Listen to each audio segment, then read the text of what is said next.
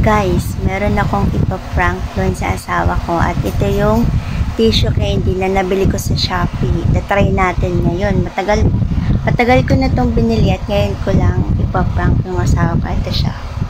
Hindi ito yung lagayan pero dito ko lang siya nilagay. Ito. At ganito siya kaliit. Ito. Ito yung tissue candy na gusto kong i-prank noon pa sa asawa ko at ngayon gagawin natin. Wala siya ngayon dito.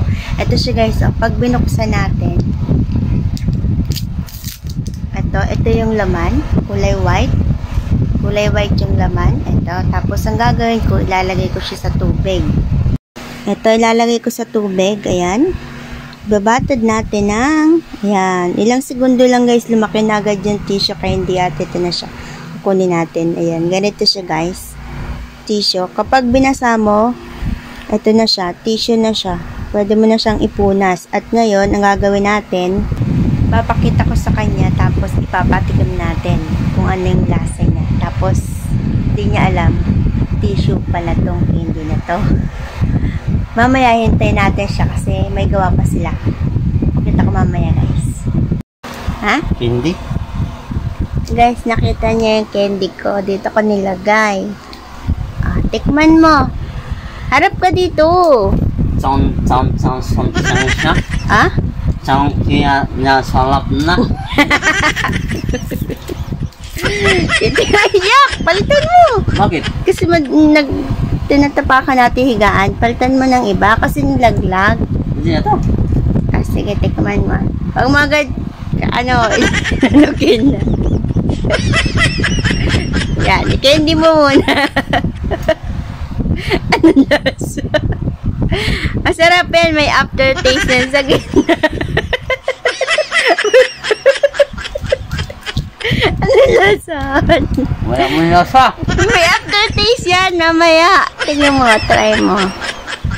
Huwag malulunukin. Kasi nasa gitna yung candy niyan. Oo. Kamusta?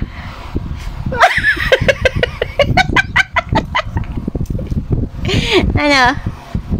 Tikman mo daw. Tingnan mo. Tingnan mo. Tingnan mo. Tingnan mo. Kagatin mo ba? Bulak. Di naman ito pinilihan. Away.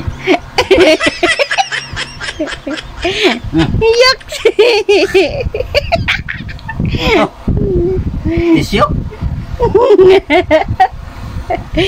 Si nanay.